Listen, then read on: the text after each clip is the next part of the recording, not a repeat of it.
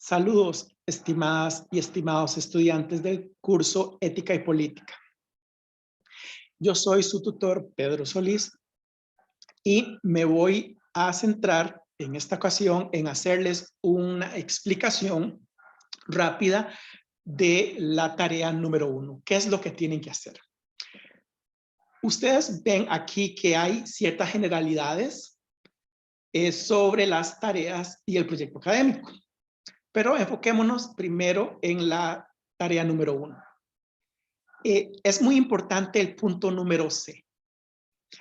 La tarea ustedes la suben a StudiaU en las fechas establecidas en formato PDF. No se vale subirlo en Word. Se espera que ustedes utilicen las letras oficiales, Arial, Verdana o Calibri, y que el tamaño de estas letras sea 12. Tienen que asegurarse de que los mismos márgenes arriba, abajo, a la derecha y a la izquierda de la hoja sean los mismos, 2.5 centímetros.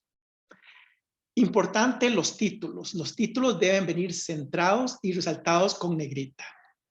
¿Dónde es que se ponen los títulos? Por cada respuesta a cada ítem se pone un título. Y este título va a ir centrado y en negrita. De hecho, el título podría llevar un tamaño superior al resto del texto. El título, los títulos ustedes lo podrían poner en 14. No hay ningún problema. El texto justificado significa que a la derecha y a la izquierda del párrafo que ustedes redactaron mide exactamente lo mismo. Por ejemplo, en el punto número C, ustedes pueden ver que en este párrafo, a la derecha como a la izquierda, ¿verdad? Todas las líneas, todos los renglones miden exactamente lo mismo. Eso significa texto justificado.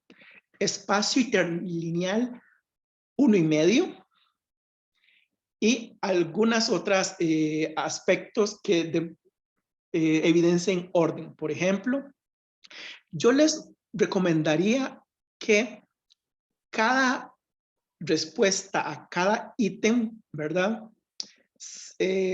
Lo inicien siempre o inicien la respuesta siempre en una nueva página. Eso podría evidenciar mayor claridad en la presentación. Con respecto a la redacción, aquí voy a decirles algo. Para mí es muy importante la redacción. Y, por ejemplo, cómo ustedes construyan los párrafos. A mí me parece que párrafos menores a 5 líneas o renglones dicen muy poco. Para mí, un párrafo debe tener más de 5 líneas para que logre tener suficientemente profundidad, ser suficientemente informativo. Así que eviten por todos los medios escribir párrafos muy cortos para las respuestas. Veamos el punto número E. Ustedes pueden consultar enciclopedias, manuales, libros, documentos institucionales, revistas o internet para la elaboración de la tarea asignada. Pero siempre que ustedes utilicen la información encontrada en esas fuentes, deben citarlo en su lugar específico dentro del texto. Y todas las fuentes se ponen al final en un apartado que ustedes van a titular como referencias o como bibliografía. Es conveniente que hagan uso del sistema APA 7ª edición. Repito, una cosa es poner las referencias en la sección de referencias o en la sección de bibliografía al final de la tarea. Y otra cosa son las citas que van dentro de el texto.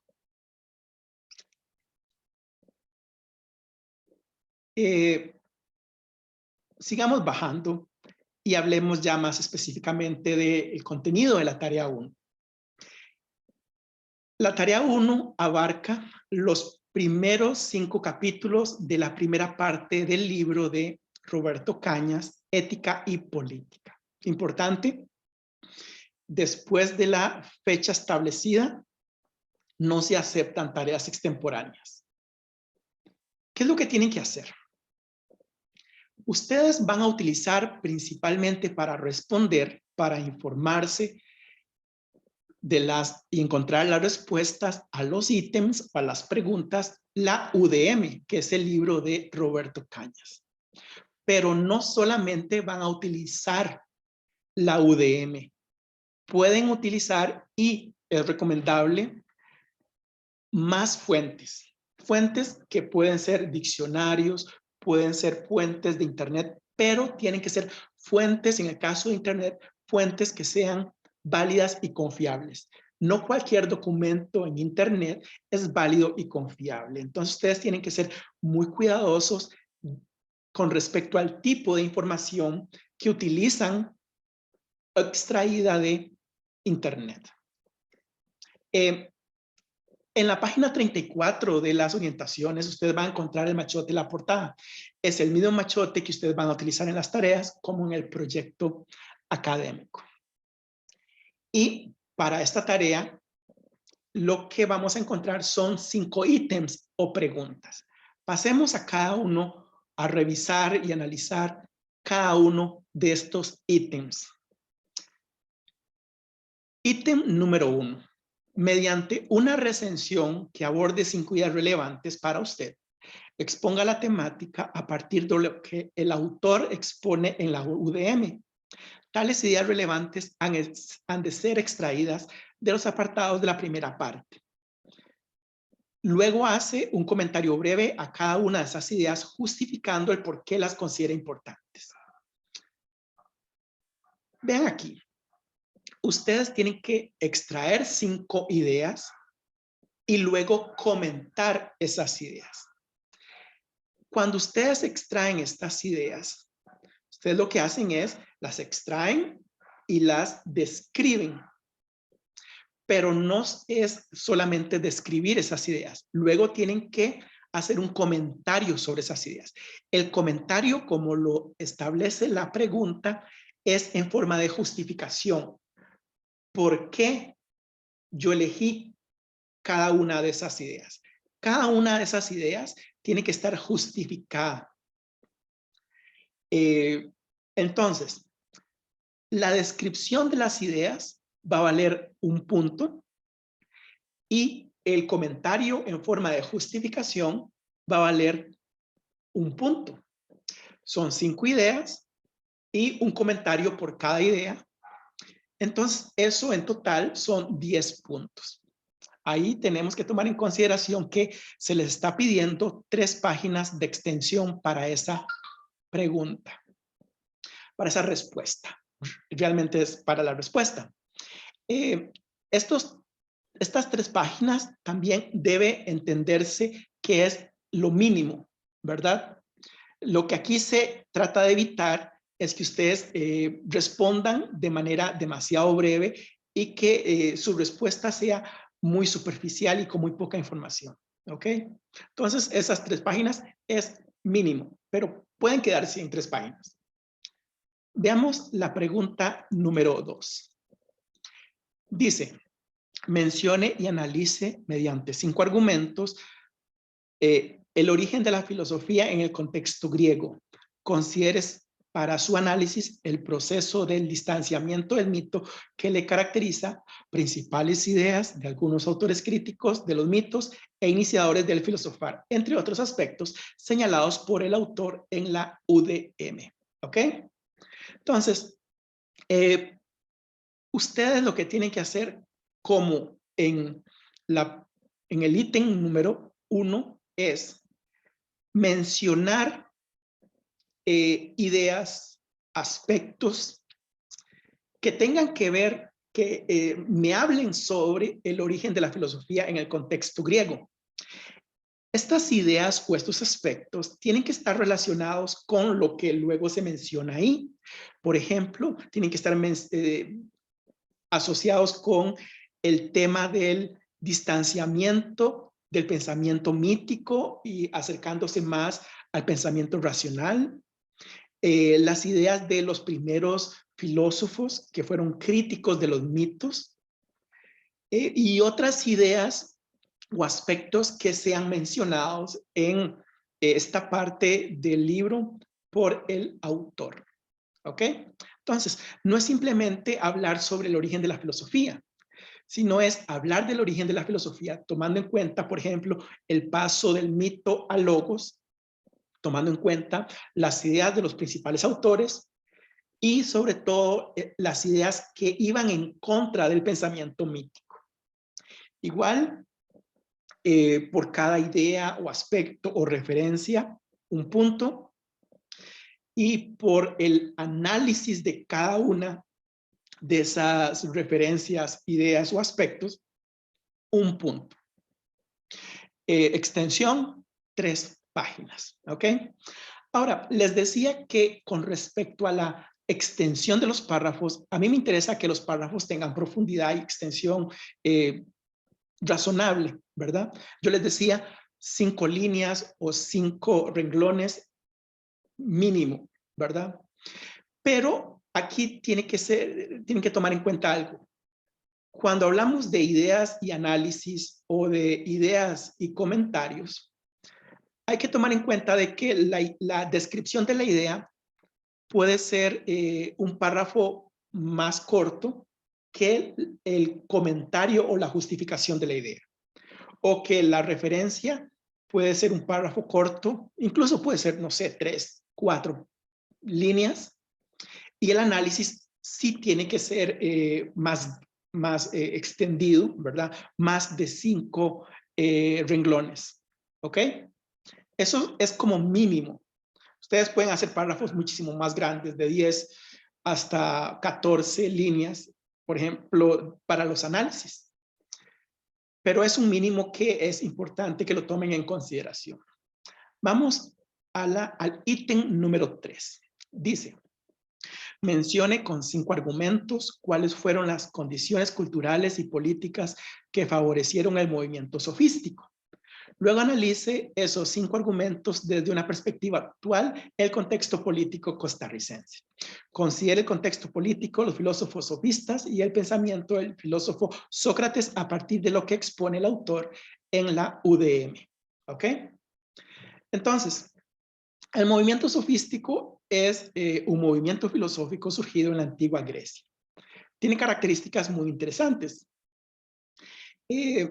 Por ejemplo, ellos no estaban tan comprometidos con la verdad como lo estaba Sócrates. Sócrates y los sofistas son como el agua y el aceite. ¿Ok?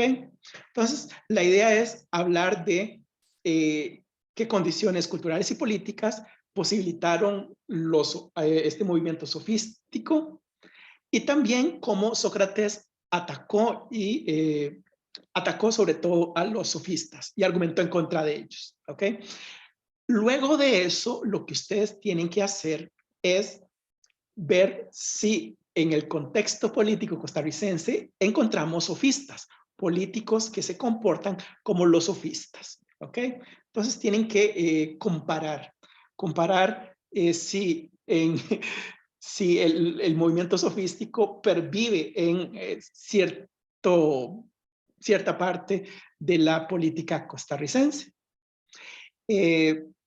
Igual la pregunta o el ítem tiene un valor de 10 puntos. Aquí dice un punto cada mención de argumento y un punto cada análisis en contexto actual. ¿Ok? Entonces básicamente es hablar del movimiento sofístico tal como se desarrolló en la antigua Grecia, que lo posibilitó, y luego hablar de cómo puede pervivir en la política costarricense en nuestros días.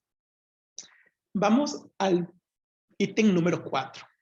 Refiérase mediante 6 ideas a la visión política de Platón y Aristóteles, a partir de lo que se de lo que expone el autor en la UDM. Luego analice con 4 argumentos desde una perspectiva ética, política, en el contexto de los países latinoamericanos en el presente siglo XXI. Importante, ustedes pueden notar que estas 4 preguntas que hemos analizado son preguntas complejas. Tienen diferentes aspectos que hay que tomar en consideración para responderlas de manera adecuada. Por ejemplo, en este caso, la pregunta número 4, para obtener esos 10 puntos, ustedes tienen que describir 6 ideas sacadas de la visión política de Platón Aristóteles y luego analizar con 4 ideas cómo esta visión, la de estos autores, se aplica o no en el contexto latinoamericano. ¿Ok? Igual para este ítem se espera que ustedes lo respondan en mínimo 3 páginas, pero pueden quedarse en 3 páginas, no hay problema. Y por último, el ítem número 5. Comente 5 ideas que exponen las escuelas pertenecientes al helenismo sobre la ética, según lo desarrolla el autor en la UDM. Tenga presente que debe transcribir la idea y proporcionar el comentario seguidamente. Puede hacerlo en un cuadro para mejor visualización. Valor 5 puntos. 1 punto cada comentario. ¿Ok?